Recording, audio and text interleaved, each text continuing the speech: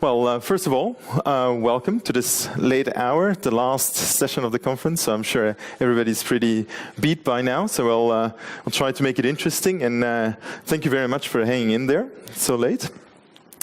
Over the next hour, we're going to talk about logging and what has changed with the transition to the cloud and a world of microservices and what needs to be taken care of there. So I think this talk is primarily aimed at people that are currently moving to the cloud or considering moving to the cloud. If you've been there for 5 years already and you've got everything up and running, then this is probably less interesting to you. If, on the other hand, you're currently making that transition, then this will basically cover all the important aspects that you will have to watch out for and things that you will have to take care of. So, first of all, let's get to know each other a little bit. Who is currently running with on-prem infrastructure, where you have your own data center somewhere in the basement of your building or somewhere else? So we've got a good number. We've got about half, 60% maybe. And who's currently running in the cloud? We have the other 40%, obviously. All right, perfect. So if we go back in time a bit, and we go back to the good old days of logging, this is what the world looked like, where we had a server, physical machine with some kind of application running on it, and then the application would write the logging info into some kind of file, and then eventually, when we needed to access it, we would give access to whoever needs to access it via SSH. You would log in, and then you would type tel-f, and eventually combined maybe with some grep expression, you would then look at the logs, and you would have that. So that when we look at this, it actually looks pretty great. So that's awesome. That's the end of my talk. Thank you very much. No, just kidding. We actually, if we look at this again, we actually have a number of issues in this picture that we're going to address. So, first of all, needing to access this via SSH means that we need to open a port on our production environment. We need to give access to those machines that are running there. It also means that we're accessing it via some kind of fixed host name or IP address. We'll see why this will become a problem as well. We're storing the log data very often unencrypted on disk. It's very easy to have some kind of sensitive information slip in there, so maybe not ideal either. grep, as great as it is, maybe not the best tool or the most modern tool in the world in terms of search capabilities. So maybe we can do better as well there because we're quite limited. And we do have a fixed representation that's being stored of our log files that's basically been produced in a certain way by our application, and we can store it like that. And that brings its challenges as well. So the good old days are over. Times have changed, and in our new reality, we have now the thing called the cloud. And when I'm talking cloud here, I'm primarily referring to the public cloud. I think the private cloud is a bit of a marketing hype, but it comes nowhere close to the benefits of what a public cloud has to offer. The other part that we have now is that we have a bit of a revival of SOA, just under a new name with some slightly different technology stack. We have a lot of distributed systems, microservices, and those present their own challenges as well. So we're going to see how these two things affect the logging story that we've seen before. But first, let's take a quick step back and go over some essential building blocks, some essential fundamentals, which will then build the foundation from which we'll then be able to move on further.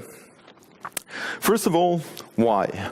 Why are we logging? So the central question or the central purpose of logging is really after the fact, post-mortem analysis of either activity or programming errors, so that we can then kind of reconstruct what happened in our system and try to kind of play the detective and understand exactly why those things that happened, what was the context at the time, and how did those things go. So we really try, as we play the detective, to answer a number of important questions, such as what happened, who was actually using the system, where in the system did this occur, and when did this actually happen. So if we look at our different environments, we have answers in multiple areas of those questions. So for example, what, this is usually contained in our log message, maybe some error code if you want to uniquely identify each position where you can log, and a severity if you want to categorize those into broad families.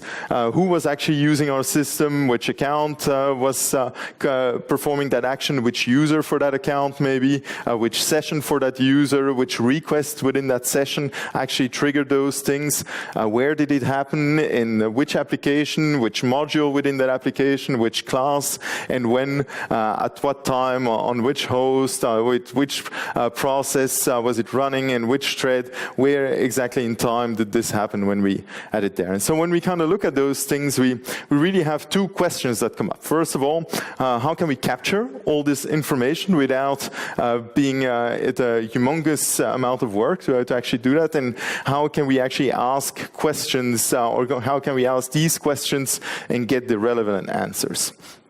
So for capturing log information, pretty much every logging framework today follows a very similar architecture to this, where you have your code that accesses some kind of logger. The logger will then have a number of appenders where it forwards the logging data to, and the appenders communicate with some kind of storage where they basically write it to. So this can be, for example, some kind of rolling file appender where every day you kind of fill it up, and then when the day rolls over to the next day, you start a new file and you do it, or you can roll over by size. You have a bunch of options.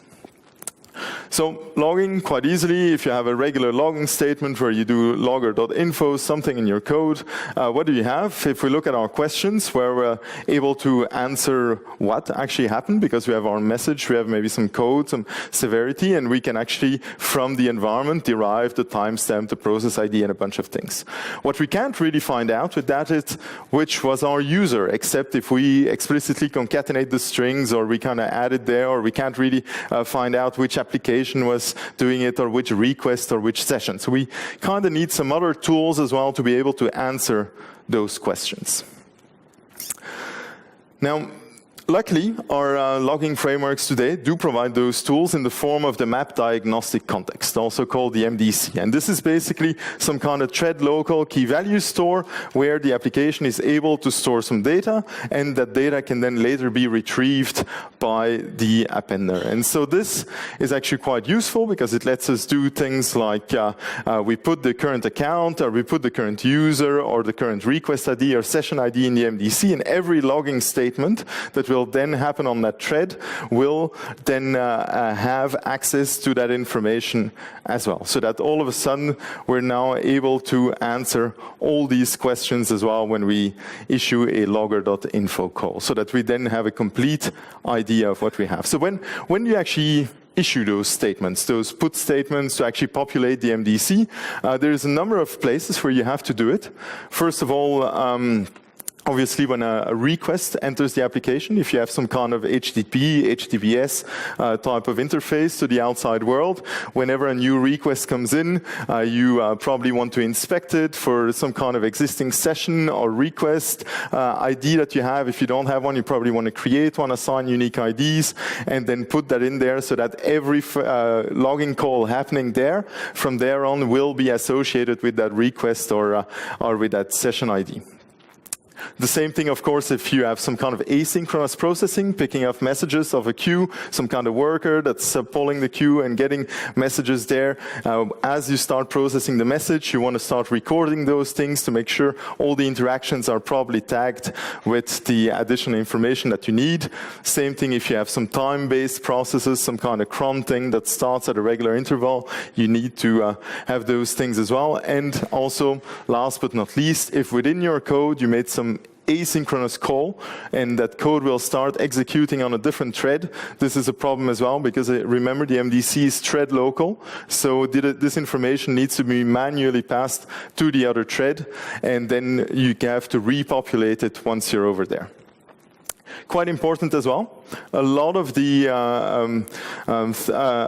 constructs that we have in our applications will actually use thread pools to save time on creating threads and being able to reuse them quickly. So this also means that if you kind of put all this in a thread local, you have to clean up after yourself once you're done, so that the next request coming in that would be assigned to the same thread doesn't get any kind of stale information from the past. So those are just some things to watch out for. Now, producing the logs is one thing, but it only becomes useful when you're actually being able to access them and get the info that's in there. And so querying the logs is really a central aspect here. We've seen it before when we have our log output like that. We can maybe use things like grep to access it, but it's not really ideal. Why isn't it ideal? Let's have a look at it.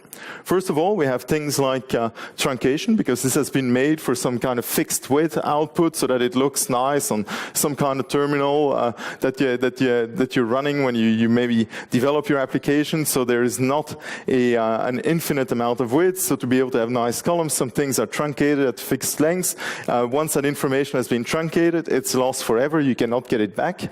The same thing here, for example. Here this is a case. This is an example from standard Spring Boot on the JVM, and when they log a specific class name, they will compress the package name. So again, that compression happens once, and then the information is lost, and you can never recover it afterwards.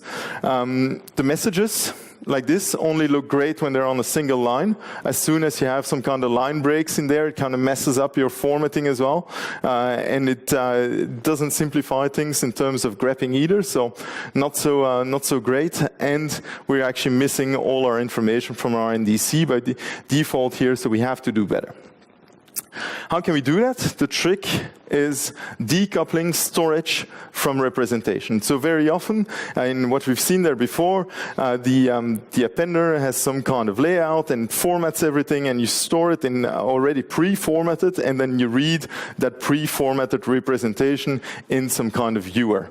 And the problem is, with that pre-formatting, we've lost lots of valuable things along the way, so we have to delay the formatting as far back as possible, so that we store actually the logs in their raw format in some kind of structured format from which we can always later reconstruct that formatted output if we want to output it to some fixed length console, for example. And so structured logging, what does it look like? It's not just a string of text. It's usually something like this, where you have some kind of data structure with key value pairs where you store the information that you want. And the nice thing is, from this, it's very easy to reconstruct the text output that you saw before. The other way around is almost impossible. So having access to this raw data is something we'll see later that will prove to be incredibly useful.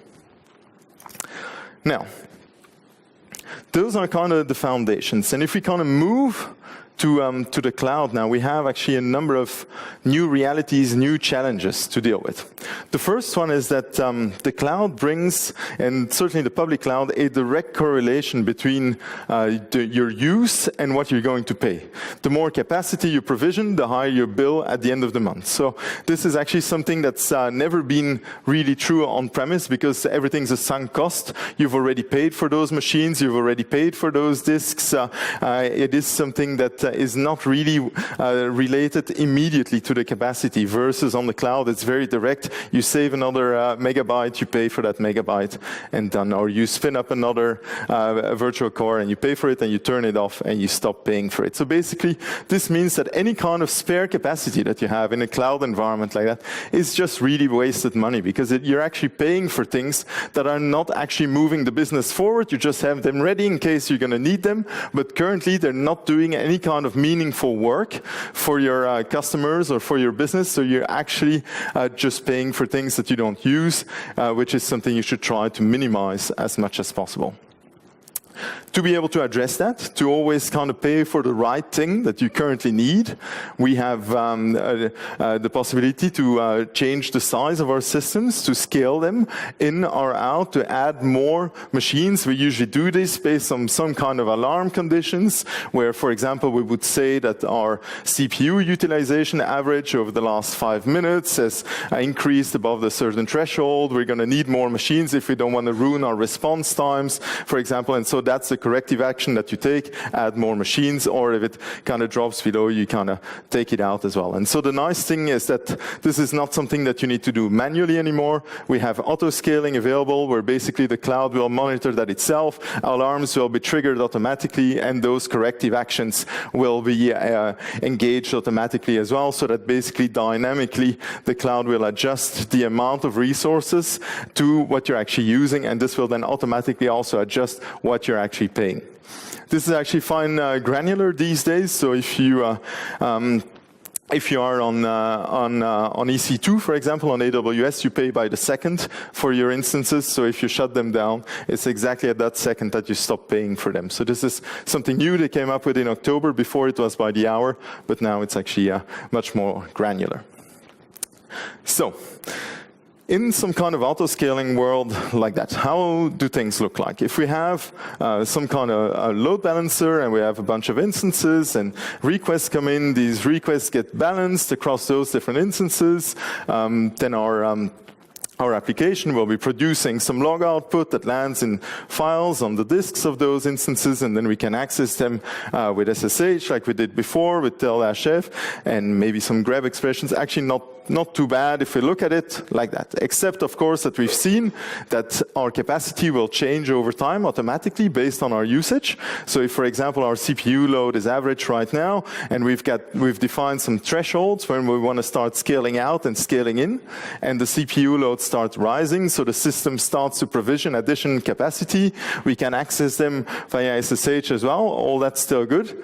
But then CPU load drops again because we've got enough capacity, and then let's say maybe late at night or at 8 in the evening when people go home, it drops even further, and we've actually over-provisioned for what we have, so we want to save money because any kind of capacity we're not using is wasted money, so the system will automatically decommission one of those instances. And this is where the problems start, because any kind of log data that we had stored on those instances will die together with those instances, so we need a better solution.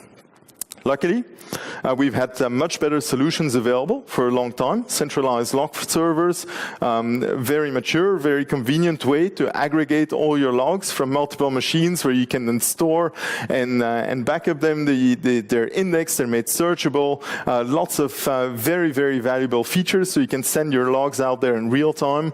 Very often, the networks are now fast enough in data centers that in combination with a bit of buffering in RAM, you don't even need to buffer on disk anymore. You can just send it straight via HTTPS to your log server. Again, very mature these days, so we've got lots of products available to solve that. You can either build your own with some kind of Elasticsearch, Logstash, Kibana stack. There are hosted services available like CloudWatch Logs if you're on AWS, or you've got independent services like Loggly and Papertrail to help you that. They've got dashboards, they've got all kinds of things to let you work with that, and it's all very, very mature. Highly, highly recommended if you haven't done so already to move into that direction. Now, if we look at all these services here, some of them are things you have to install yourself, and some of the things are just ready where you just connect to them. So should you build or buy? Should you configure something like that yourself, or should you just use a ready-made solution? What's actually more appropriate for most cases? Well, it turns out that the guys actually, or the teams running those services are pretty good at what they do. They specialize in that, they've got lots of expertise there, and they will actually scale very, very far. For example, we We use CloudWatch logs, and we have not been able to saturate the service with what we currently have. So even on small instances, it takes up to 15,000 messages per second, no problem without saturating. So you really need to have some pretty extreme requirements, and this is of course per instance, to be able to exceed that. And only then, if you really have such unbelievably high loads, should you consider building those things. Because frankly, if you have to decide whether you want to invest expertise and time into learning all those tools, monitoring them, patching them, making sure that they're actually being set up redundantly and all, or you could use that time to move your customers' problems forward or your company's problems forward, I think it's an easy decision. You should definitely favor buy unless you have an excellent reason to go for build, but trust me, you probably don't.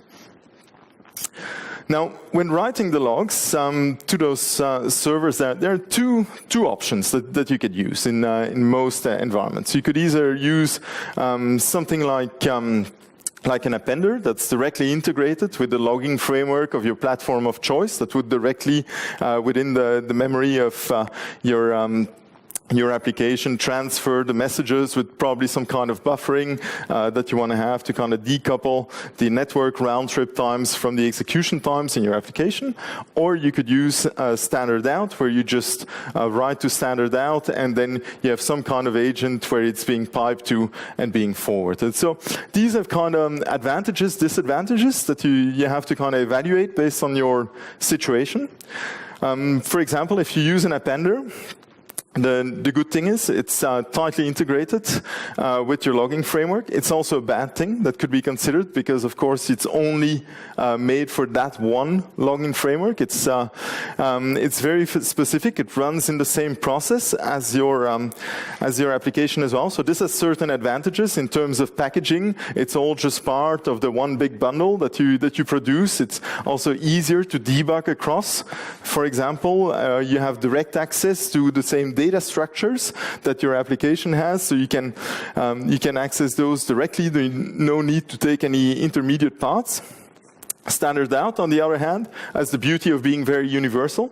Regardless of the programming language that you use, it's always available. Every programming language can write to it, and then you have some kind of separate process that you can then have there that will then ingest those things and forward them as well. So you're kind of dependent on OS level buffering between the two processes to pass it quickly enough so that there is no delay there, but this is usually not a problem. And then you have those things there. So this is not as tightly integrated with the application. So it's something that you need to deploy separately, or at least install separately within your images. Just something to remember.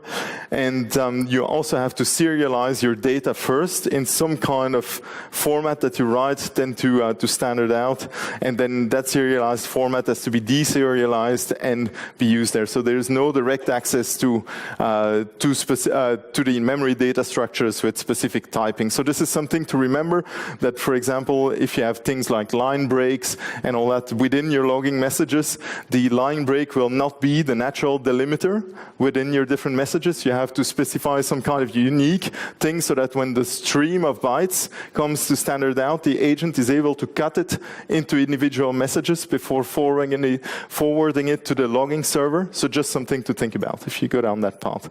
Which is better? Always, it depends. I think the appender is particularly useful if you're on a single technology stack and you have something that's tightly integrated there where you don't have a wild mix of different platforms, then this is a good place to invest. If, on the other hand, you're looking for a standard out, then this is great if you have all kinds of different platforms that you're running, and then you have one unique appender that you only need to understand and master, and you don't need to understand all kinds of different ones in different languages. They all have the same properties then.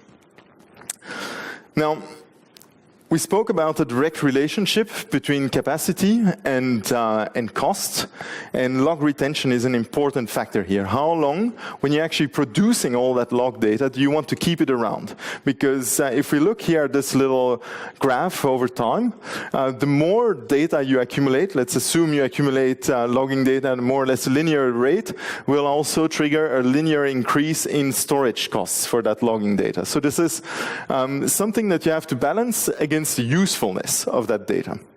Because logging data is really most useful in the beginning, and then it exponentially decreases over time. It's super useful to find out what happened in a system 5 minutes ago, an hour ago, maybe yesterday, what happened last week, maybe slightly less, and a year ago, certainly not so, because a lot of the code that actually produced those messages has been completely replaced during that time, and so a lot of the context information that you would have from a year ago wouldn't be applicable to today anyway if you were to investigate what happened. So you have to find a happy middle where it actually makes sense to invest as much in the retention while still having the usefulness from the messages.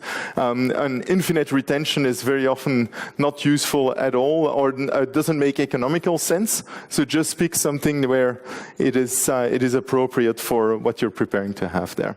Just remember that if you go past the retention, it's gone, and then you can never recover them. So make sure you pick something that's working well. Now, in terms of actually logging our stuff, we have those log messages available in pretty much every logging framework, and they signal really two different things. On the one hand, we have our logging messages signaling importance of certain actions within the system, and that's in contrast to detail, where you get a lot of very useful information. So the problem that we have here is that we have a bit of a conflict, we have a bit of tension happening, because if you actually have an important problem, you don't just want the one important message, you want all the context that happened around it to be able to recreate the situation, how it actually happened, how it actually developed to get there. So you actually want to have both of these things at the same time. When you have an important problem, you want to have all the context around it as well. So this is something that's a bit of a dilemma, because storing things in debug mode can provide a whole lot of output, which can, we've seen it directly translate to increased costs for your storage. So think about this. At the end of the day, anything you don't log is lost forever as well. So balance there. Ideally, the starting point should almost be log everything and only throw the things out that are either too expensive or that you'll never need, because otherwise you will not be able to reconstruct it. What is kind of missing here, this is something I've been missing from pretty much every logging framework out there, or logging infrastructure, is to be able to sort out the interesting from the uninteresting parts. There are tons of requests in the system that will work well and that are totally uninteresting at the end of the day, and it's the problematic ones where you actually want to keep all this information. You don't really want to keep it from all of them. It's super valuable for the problematic ones. And so what I feel is really missing right now in terms of standard solutions, something you can do if you build it yourself, but in terms of standard solutions, we're missing something where you would have some kind of high watermark, where for a group of logging logging statements or log entries that you've logged, you should be able to see what the highest level was in terms of logging. And if you have something that reaches the warning or the error level, you would then save all those messages. And if you don't, you discard them. And so this, because the retention is there, much more interesting if you have those problematic cases. So this is kind of missing right now out of the box, but it's relatively easy to build something like that yourself.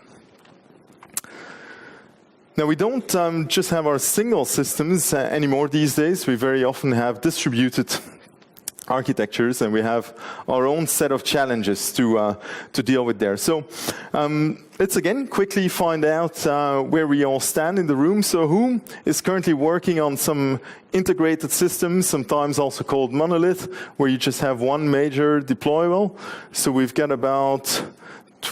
Yeah, don't be ashamed. There's nothing wrong with it. Get about 25-30%. And who's on a distributed system? About 50%, and 20% are missing in action. That's all good. Yeah, exactly. All right. So we have got our distributed system, we've got different components, and of course all these components, all these individual services are also sending data to the log server.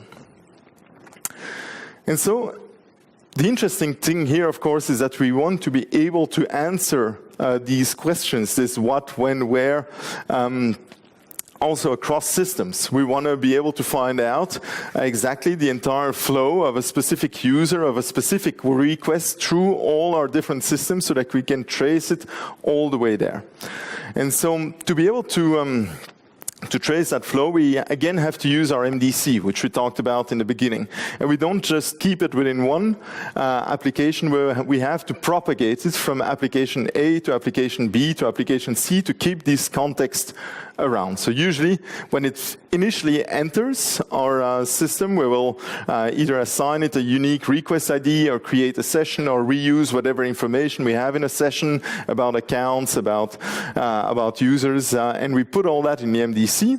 As we're about to leave the first system and make, for example, an HTTPS call to the second system, we then copy all that MDC inside request headers, which again are then being read on by the next system, repopulating the MDC. Anything that happens within system B is now this context information, and we pass it along as well to system C. So this is really the important thing. It's kind of passing on the baton. If you kind of think of a 4 times 100 meter race, you just pass it on to the next one, and then it kind of continues in that direction. So on an abstract level, if you kind of look at this flow here, what we really have is some kind of succession of filters and decorators, where you kind of filter what's coming in, you extract the interesting parts, put them in the MDC, and then from the MDC you kind of decorate whatever requests you want to take to the outside world. You add all that to it, and on the next system you do the same. So filter, decorator, filter, decorator, filter. How to implement this? There are two major choices that you can make. The first one would be to implement some kind of library where you have some kind of generic functionality that you reuse across the organization. If you have identical technology stacks where you kind of perform that operation of kind of filtering out the headers or decorating some kind of request as you set it out. This gives you very precise control over every step where you actually want to apply this. The other alternative is to automate this. You can use on a lot of platforms something like an agent to instrument the code, and there you can automatically instrument any kind of incoming request or outgoing request. The big danger if you go the automated way is that you may accidentally instrument requests to outside systems that shouldn't have access to the information in the MDC, for example, if you're talking to third-party systems. So this is just something to be aware of, that you have to constrain the scope of an agent like that to avoid overreaching, but it can be a very useful way to implement it, because you do not have the chance of accidentally forgetting any kind of thing anymore. It will just be done automatically. And if you have those things, we can then kind of move a bit further, where it's not just our users or our humans consuming the logs. We can also get to the point where it's not just machines reading them, but machines able to query them. So that if we have this structured logging form and we are able to answer those questions from the log messages that we stored in JSON or in YAML or in whatever machine readable format that we chose to have there, we do have some very powerful mechanics at our disposal. For example, with AWS CloudWatch logs, they've got their own little DSL of how you can query those things. So this is what a query could look like. For example, if we have some kind of JSON message, we can then from the root of our JSON ensure that the account attribute matches this value and also the request matches this other value, and then basically we get all the log messages for that account and that request. This is real time. It's very fast, so you can actually tail in real time and selectively filter what you want to see from your live system. So this is very, very useful to be able to trace behavior there. But to actually make it work, we have to look at standardizing a few things. Otherwise, those queries aren't going to be very useful. So the first thing that we have to standardize is the keys. Because if system A stores the account as account and the other one stores it as ACC, or it stores, let's say, the message as MSG and the other one as message, you're not going to be able to query across systems. So you have to standardize those keys simply within your organization, just kind of define a standard name for all those keys, and then every system on every platform has to stick to those names and apply them every time, so that you're then able to perform those queries across those systems.